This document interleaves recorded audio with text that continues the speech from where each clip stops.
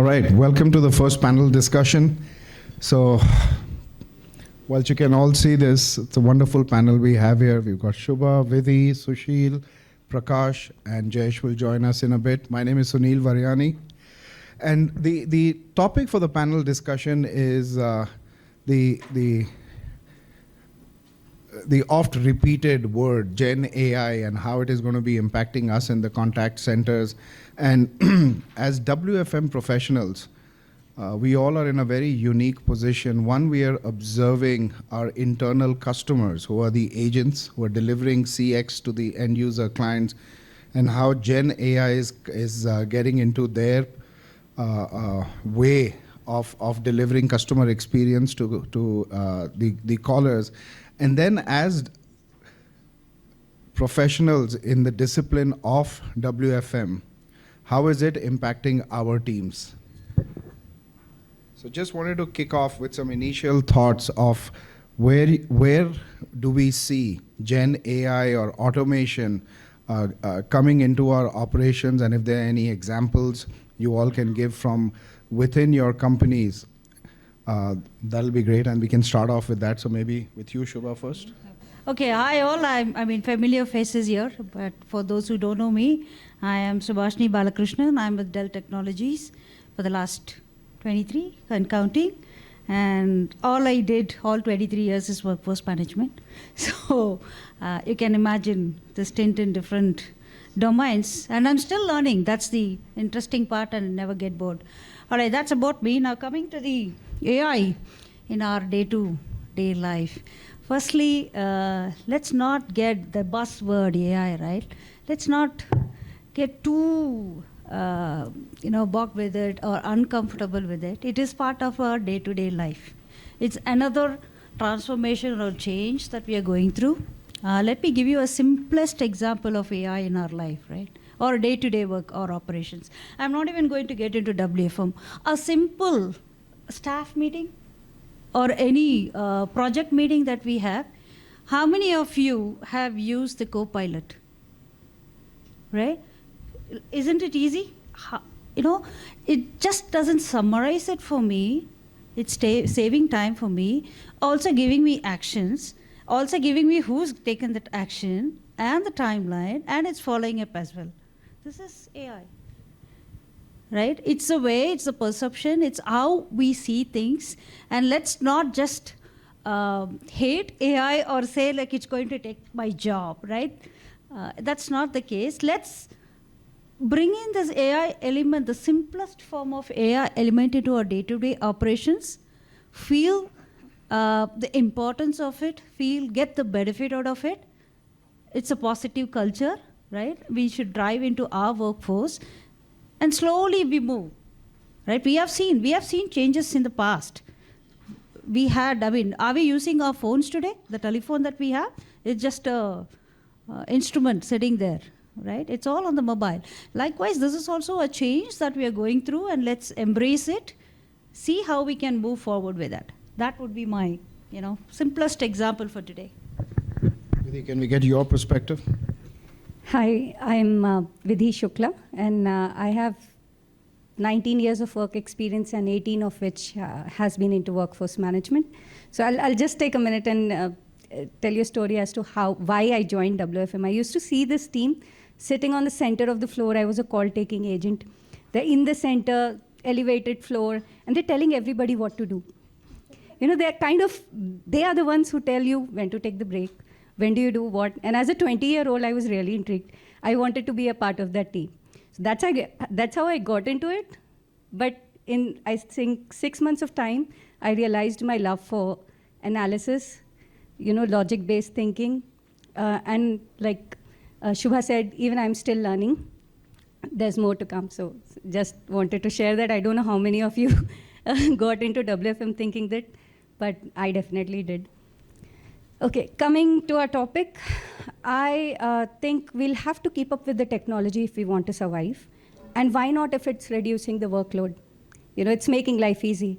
I'll give an example of, we all use Swiggy. I use Swiggy a lot.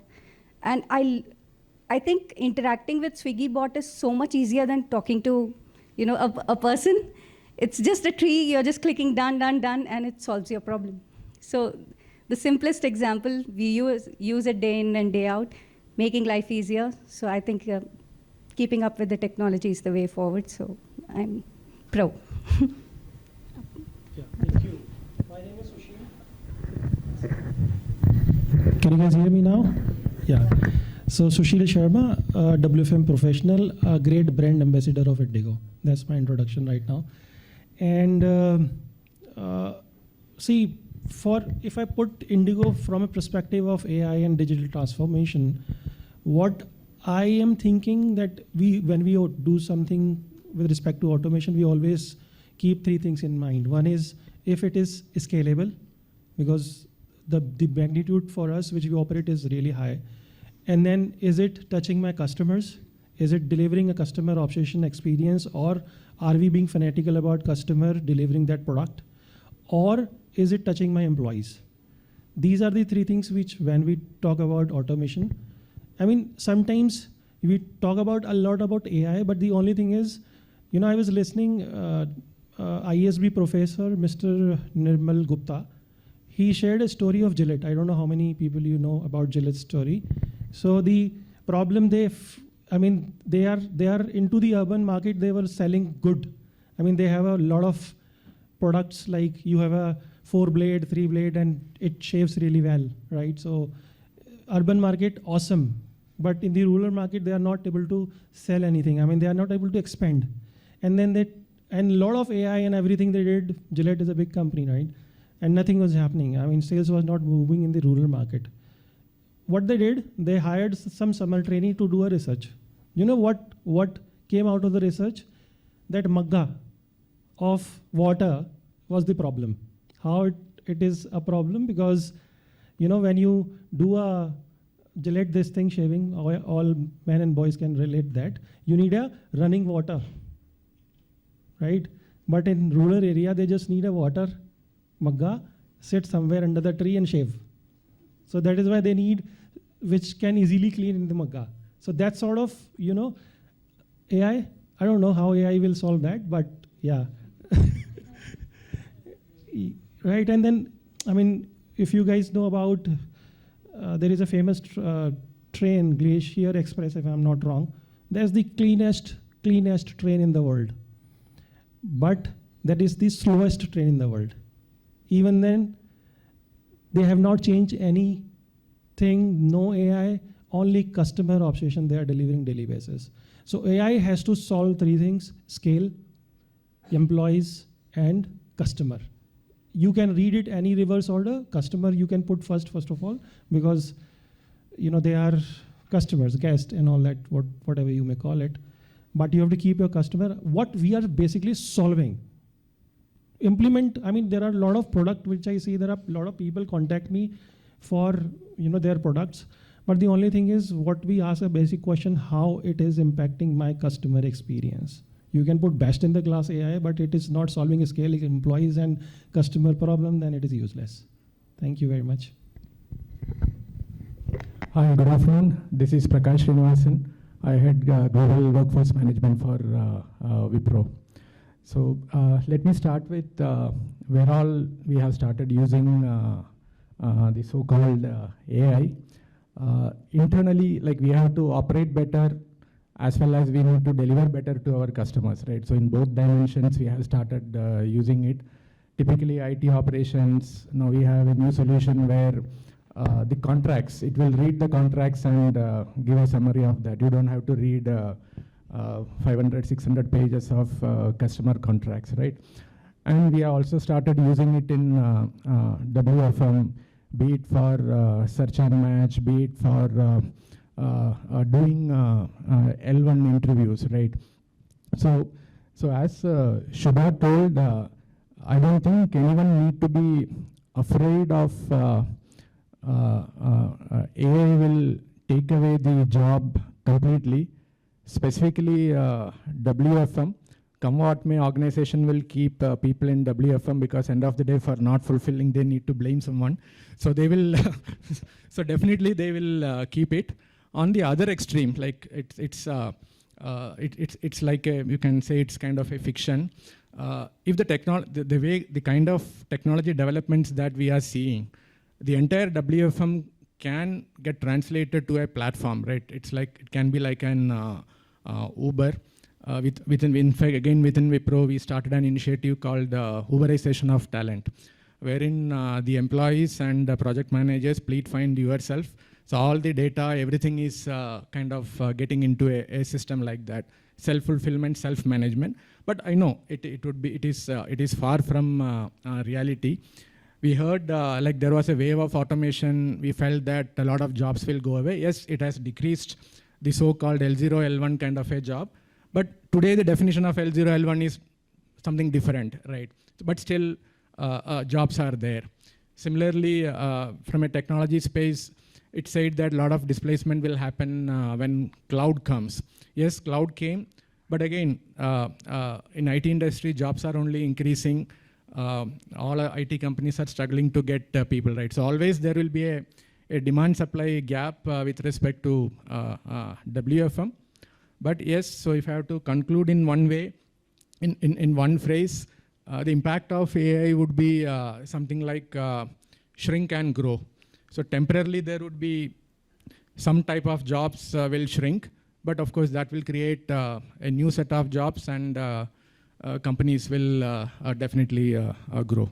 Yeah, I mean, I completely agree with the gentleman here, because you know what technology is solving, and I have experienced that.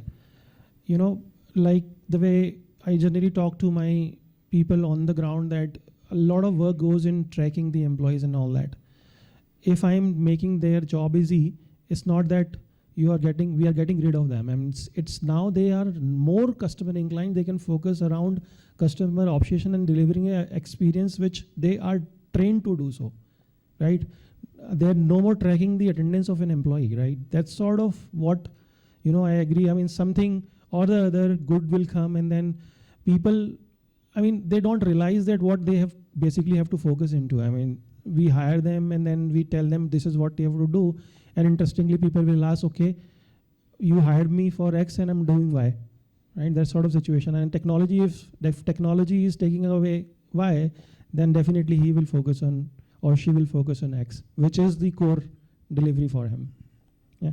So what we do is equally important to how we do it. It is in line with what Sanjeev ji shared yesterday, that you love your people will love doing the job, they will love your customers. Eventually, this thought is, I believe, is driven by cost. If you're not making money in doing that, you will not ask your people to be nice to other people. Same theory applies to AI as well. Now, we have been discussing what is the future of WFM with AI. I'm saying let's address the elephant in the room. If an organization has to invest money in AI, why would they invest in WFM? The elephant in the room here is they would address it to customer service. This is where the real AI will go in. If that is where the investment is, do we need a large workforce management team? We don't need service level. We don't need capacity plans. We don't need real time. AI is right here. It is the next industrial revolution. It's going to happen. I believe why it is not getting implemented so fast with, you know, that the pace that we have seen like ChatGPT and the rest of the stuff is there's no clarity on how the token billing really works. So 2U is one token, right? So that rate is not clear. Secondly, people are not really comfortable with sharing their data. So the cost element is there. Many organizations today are waiting to, you know, for this AI thing to really mature, have more engineers on machine learning and AI query building. And once that happens, once that ecosystem is there, I think the elephant in the room, like I said, is not WFM, is customer service. So customer service is where organizations will put their money. And if we want to change with the tide, we change, upskill, the only best or only the closest role that we can get into is data analysis. that is the closest workforce management can touch on AI. So I think it is the time right now. We still have time. Let's spend some time in learning AI. Add a skill. We don't know where our future will take us, but when the time is ripe, you would have something that you can contribute to and not become redundant. Thanks, panelists, for the opening thoughts. So just gathering from all of this, one, AI needs to mature. The other, it's going to be more focused on making a change in the customer experience side of it and contact handling. WFM will see an AI impact in automation to a certain extent, more around data analytics and better inferences from data. Prakash mentioned that there's going to be a shrink and grow, and I agree with that. But so let's look at a scenario here. In different organizations at different times, AI will come in. There will be an effort for self-service. Self-service will get even more mature and enhanced with the help of Gen AI. Contacts will reduce. The complexity of contacts being handled by humans will change. Average handle time impact is going to be there. There are going to be some job losses at the front line, some job role shifts at the front line. Now thinking beyond WFM, because and looking at company cultures and communication strategies, when it comes to people, supply chain management, it's HR and it is WFM work integrally aligned in either the strategy or the execution. So starting with you, Jayesh, what should an organization's approach be to handle potential job losses or job role changes and employee morale as Gen AI gets more and more integrated into CX experience? Thank you. So the best way, I think, is be transparent, be honest. Don't sugarcoat, don't lie, don't say that nothing's going to happen, your job will not go, a human brain cannot be replaced by an AI. Don't say all of that. Be transparent. If you be transparent, how this will help you? One is your people then can work on themselves, upskill, or find something else that they can do. It's not just job that'll get you money. You can do business, you can be an entrepreneur, you can do a lot many stuff. So, and people get this push to do things when they are right at the corner. You would search for a job when you don't like a job. You will not search for a job when you're happy. So be transparent. The other piece, how this will help the organization, how this is going to help the HR is, at the time where the tough call is being made, you will have a face to show. You are not going to be held accountable, but you said nothing's going to happen, my job is secure. You will not be held accountable for your words because you have been telling them the facts. So this has to be driven by the leadership. If the leadership is wanting to invest the money in AI, they have to be transparent about it. They have to help the existing workforce upskill and align with what the company's objectives are going to be. Yeah. So it is not just communication. It can't be like you say something overnight and tomorrow, yeah, right? This is what it is. It has to be a constant communication. It has to be in the DNA. It's not somebody is going to change, buy one software and ask people to quit tomorrow, right? It has to be in the DNA. When I say that, help them understand what is the big picture. What is your North Star? What is the company is thriving at, or what are they trying to achieve? And how this particular thing called AI, or it could be a software, right? So how this helps to achieve that, that's one piece of it. Helping them to understand what's the big picture and what's the gain, right? Number two, assessing the skill set of our people regularly, not once in a year, twice in a year, mid-year or end of year. Okay? Build that culture and upskilling, right? Training them.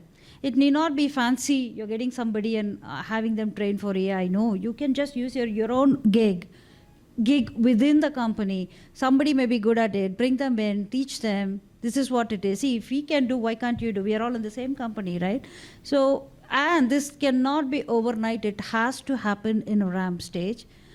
Fourth one is, like I said, a positive culture of inducing some of the smaller elements in our day-to-day operation, helping them understand this is AI. What you're seeing or what we are talking is a big scale, but feel and leverage the advantages or the, it could be a simple time savings, right?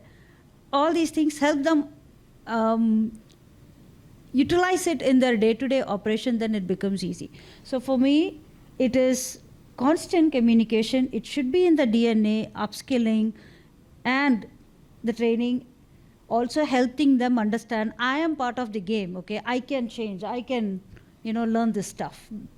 As leadership, I think we need to build that culture into our organization, because each one of us are going to go through this at different scales, right? Everybody in the room.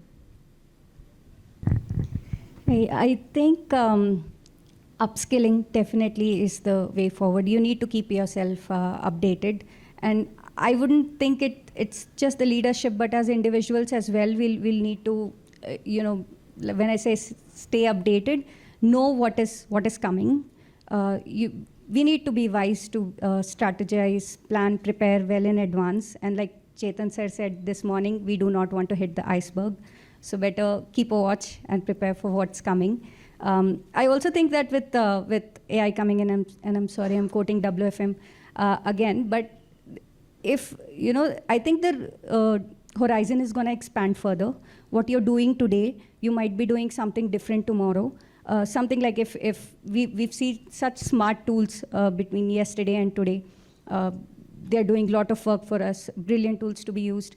So, and we also spoke about garbage in, garbage out, right? The data that is feeding in. So I think if we get smart tools like this, there will be jobs that will come up in the market that are more to do with data validation, data quality checks, so data analysis that Jayesh spoke about. So we'll just need to keep ourselves updated and be open to these changes. So I think that's what's important. Yeah, and I can't agree more on this topic, because learning is a constant thing we have to do. I mean, and upgrading ourselves is really very important. But when I see from a company point of view, what we do daily, it is not just we think about WFM. I mean, the biggest thing I learned the day one, my interaction with Mr. Sanjeev, that Sushil, you have been hired, but I don't want to see you at least 3 months in the office. Now go to the ground, learn it, right? So the day one, it was like engraved on me that anything I am thinking, anything I am doing, I have to do for my customers, right? Examples, how I am building AI in our company. I mean, I travel a lot and I see there is a queue at the counters. There is a queue in the assets security area. There is a queue in the aerobridge. A lot of time, passenger in India, they are in queue, right? Think of an airport, Singapore, everything is automated, humanless, and it goes, right? So what we can contribute to reduce that time, that's what we will start thinking, and then we'll kind of do it.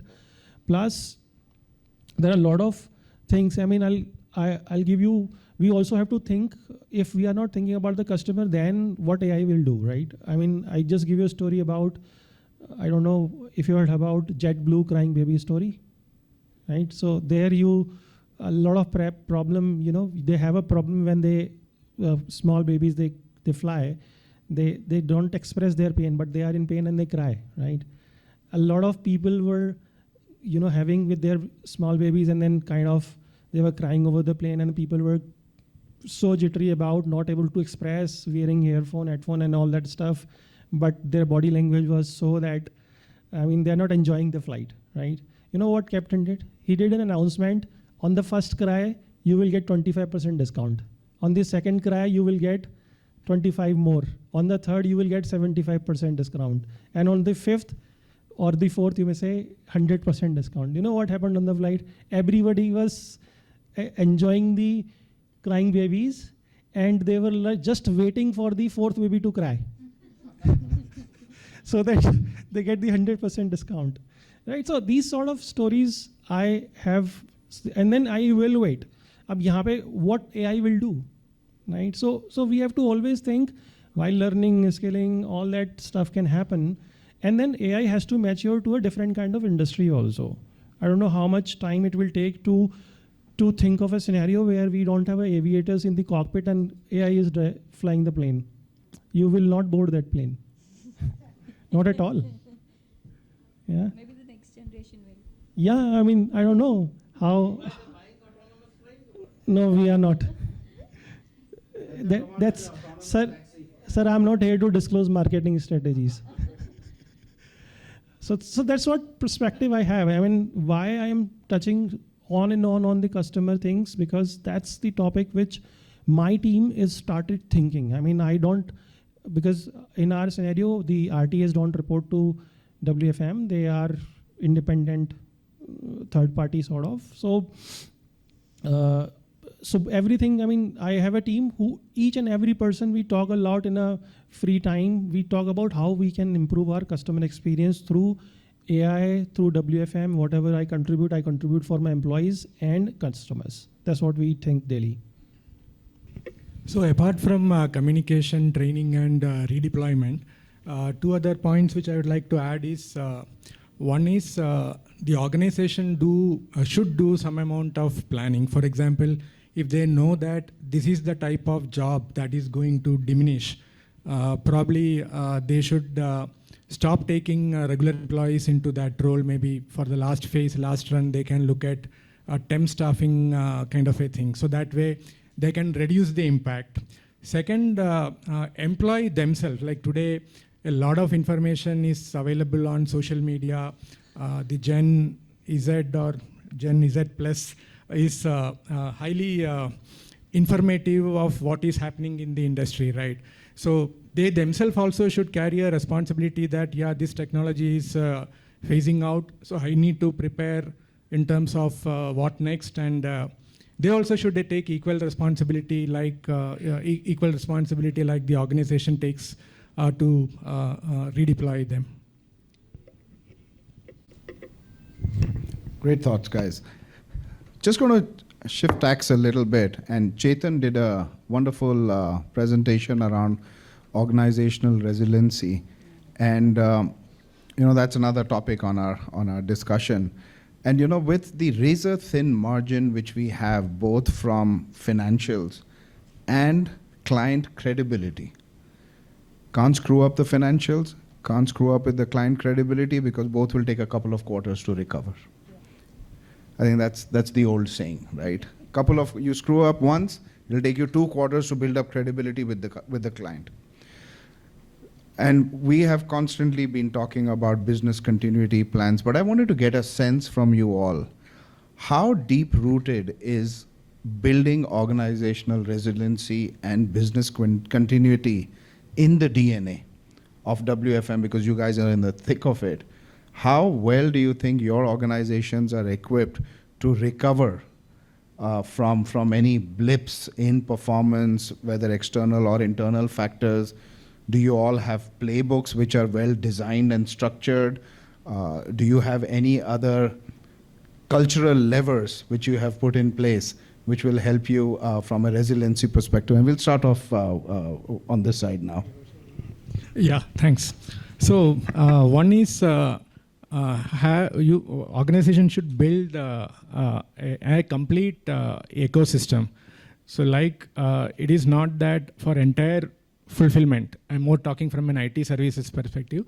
In terms of fulfillment, we normally don't fully rely on internal supplies. While the internal first is the theme and the preferred one, we always have for mass volume skills where the demands are very high, we build our partners or RPOs, right? So any sudden upsurge in the requirements, we can always depend on them. Second, from a WFM day-to-day operations, and you talked more about BCP. Today, most of the workflows, entire WFM process happens through some system or the other. Even if it is 2 or 3 different systems, it's all kind of available from anywhere, right? So that way, there are enough BCPs by design built in. There are less people dependencies. All the information is available in the system. So I think any matured organization, any established organization in current scenario, from a WFM day-to-day working, BCP is taken care. Yeah, you talk about playbook. I think playbook was written 30 years back. Only 7 disciplines we follow in WFM. And we also follow a maturity model which Shiva showed us. Again, I'll go back to the, very famous saying, go back to the basic and work how you can improve your basics. See, for us, we always think that, like the way he was showing a graph, how organization can be in profit, sustainability, and become constantly profitable. That's the one more aspect I want to put it here, because if AI is constantly solving a problem which is giving me an optimized solution constantly and making my organization fittest organization in the competition, then it is a win-win situation for all of us, right? So small things. If your organization is not profitable, it is not fittest in terms of maturity, in terms of delivering product what they are delivering, then I think we'll not be able to survive. So that sort of AI has to be there, which can make my organization more towards a maturity level where I can sustain profitability and I will be fittest organization among all the competition what I have around the world. I think basically having the capability to kind of be agile, be able to adapt is important. And most of the organizations these days are doing it. I think times have changed.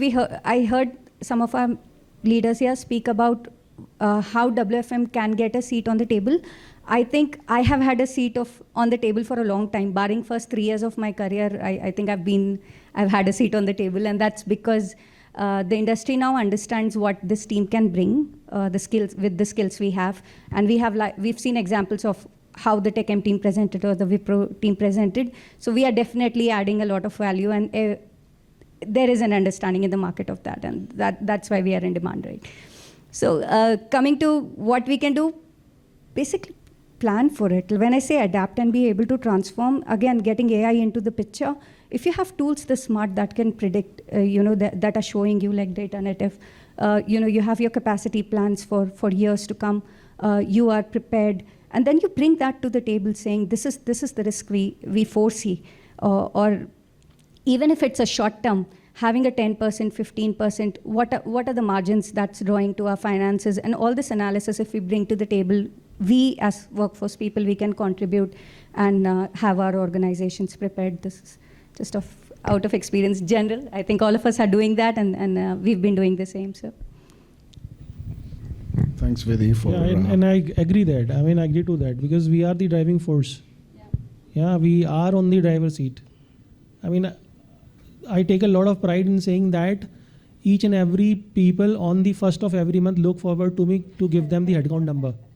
Without that, they cannot survive. So we are on driver's seat. It's not, and AI will never beat it till the time I feel that I am on the driver's seat, right? A lot of people call WFM the command center team, and I tell my team saying you are called command center for a reason. A lot of things you're bringing to the table. So that's how I think the team's adding value for sure, and we can contribute. And I would call not the command center, but the nervous system. Nothing can move without us, and be proud about what you're doing. Right? Taking us back to the question, organization resilience. So all of us have heard playbook, blue book. what is that? Tabletop. Yeah. So are we doing this religiously? Are we taking this seriously? Or is it a tick mark activity? Is a food for thought. So take this, think through about this. That's one. To me, any organization, when it comes to resilience, there are some 6 things I would say. First is your operations.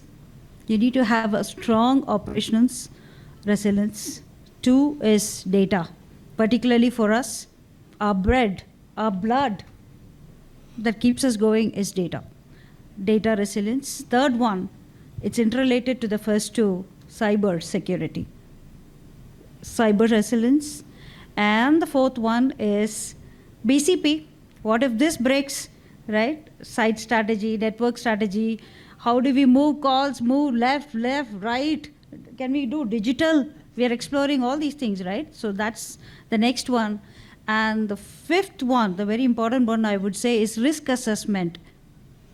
Expect. Always there is uncertainty. So inspect what you expect. Watch for what's coming your way, which you wouldn't have expected you wouldn't have experienced, right? Recently there was a CrowdStrike. Thank you, friend. Right? CrowdStrike. We managed, didn't we? We came out of it, right? So keep yourself prepared for the uncertainty. And the last one, most of us are dependent on our vendors, partners. Know your partners 360. What you're giving outside, right? These 6 things, if you keep in control, then you're in the game and into the game. So I actually agree with all of them, and I believe we, in some other words, but we are saying the same, we have the same sentiments. So in a nutshell, we are on the same page, and the only adding point that I would say that we missed on to is that playbooks work, tried and tested method, right? AI, again, all these are algorithms, they are maths, 1 + 1, 2, it works, we know that. We have to, as WFM professionals, we have to create our own value and be different and be important. How to create your own value? If you see a repeated issue, you put it in your playbook, and your maker-checker process will then take care of whether your playbook is getting followed or not. Be different than create your own value. How? Is you need to use your experience and do damage control. Every illness has a different medicine.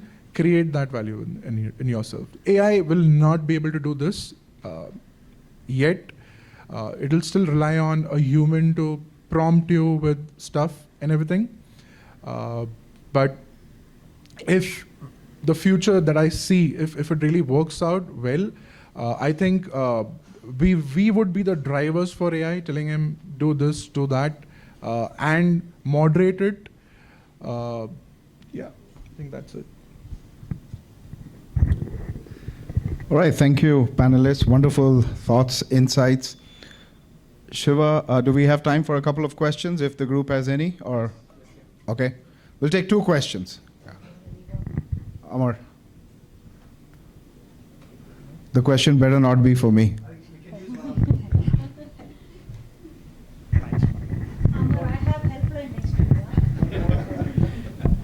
It's not a question, but I just wanted to appreciate all your answers, and I wanted to give my perspective on this as well. AI is a revolution. It's not a replacement. So that's what everybody needs to think of, because apply where it is required. If I take a simple example, when we're all kids, we've seen very less cars on the roads. We've seen more, two-wheelers and maybe bicycles. But if you see the evaluation is now more cars on the street. It doesn't mean like bikes have disappeared. Maybe over the period it could happen, but it's a evolution. So we have to think in that way. So that I wanted to contribute that. Yeah, you are right. In fact, when we use AI, we have to use it responsibly also. I mean, I'm just on a lighter note. I don't know why we are doing this. We should have given 5 logins of ChatGPT, and Sunil could have, questioned, everything will be answered, right?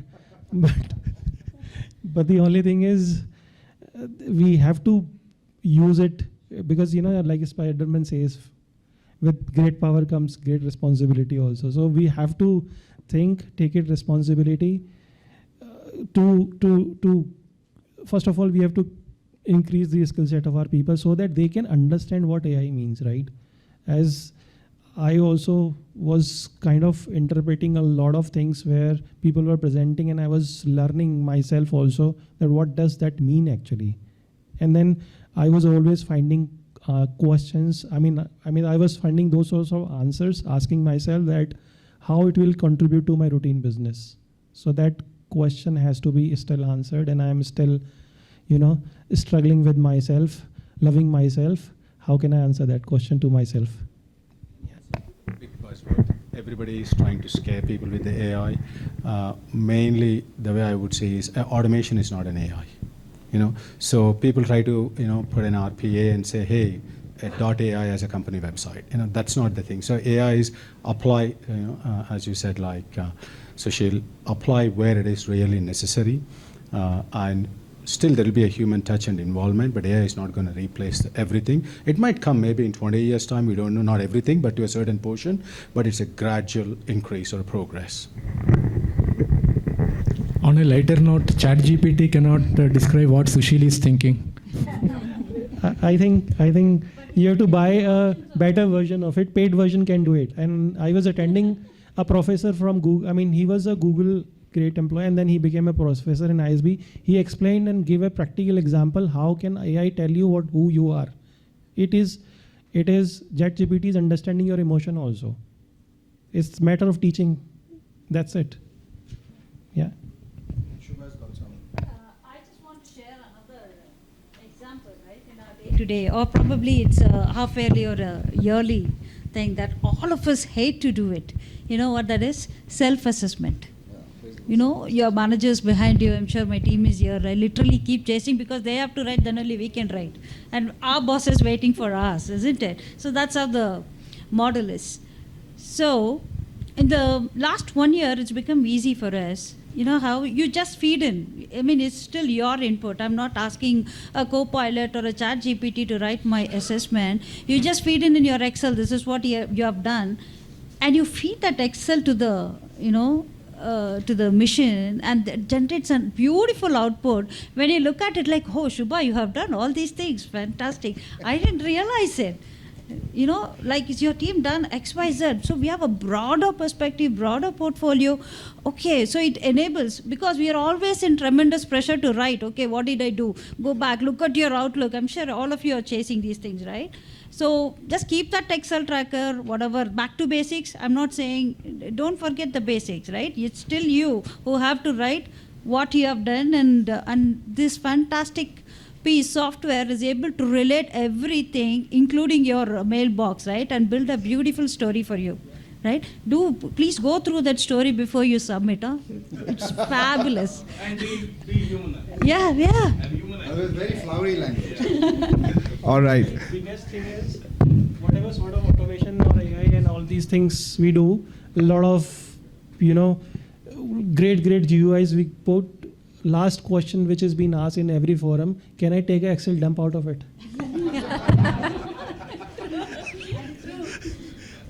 Yeah. They never say that, can I get a dashboard alerts, occurrences on my mobile? No. Can I get an Excel dump? What you will do with that? I'll create a pivot and create my report.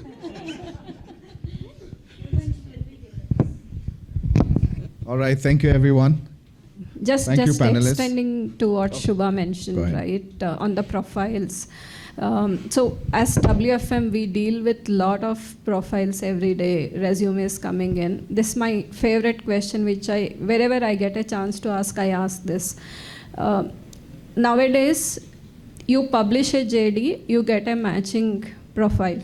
They take the JD, then they write their profile, right? So what are your best practices to address this, and AI not coming into picture to introduce such problems into the WFM system? Have you taken any measures? See, in terms of profiles, end of the day, it's your call. machine is going to do the assessment. I'll tell you a beautiful.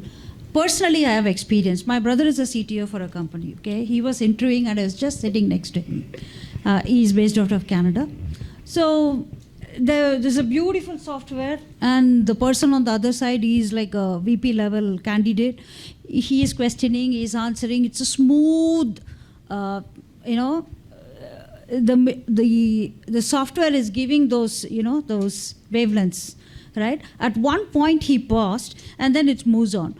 Okay, so after the interview, he said, okay, so interview is over, so what now? He answered all the questions, right? Then he's playing me back how that interview, that mission is giving, the tool is giving the output. This second here, he paused, he's thinking, okay, it's giving that kind of feedback to the interviewer. He paused here, probably he's not sure about this. And then it is giving a collective feedback to my brother saying that, okay, this is saying it is orange, it does not say hire him. Okay, it gives colors, right? From our heat map, right? Like this is where he falls, and this is where he struggled, and this is his weak topic, or this is his domain. I was thrilled to see that. End of the day, it is still the interviewer who makes the call. So there is a human element in the interview, and I think you should go with the instant. It's my personal feedback. If I was there, I will just still go with what my instant says and not the mission. Thanks. So I think here's when, the human intelligence kicks in. So it's your experience with which you'll identify. A lot of times when I'm talking to my leaders as well, and I've probably something bad has happened, I do not want to give an excuse, because I know I'll tell him anything he knows. He'll get to know. It's out of experience. He knows it will be an excuse, so better to tell the truth. So that's what happens. I think experience kicks in then. Thank you. Thank you. So this is something I learned from one of my bosses. I love to call him my guru. Keep it simple. Whatever's there in CV, interviews are subjective, right? But whatever's there in CV, if that person can talk about it correctly, person knows the stuff. And there are some people who cannot talk about it, who cannot express, doesn't mean they're a bad candidate. Example, me. I'm coming from a very small village in South India. I could not speak English. Okay, somebody gave me a chance and I'm here. Okay, count on the intelligence, what the content, what is the, look at inside. That's why this outside-inside perspective, all these things are there. Somebody is not able to speak, it's fine. Does he have the intelligence? Is he able to break through? Count on it.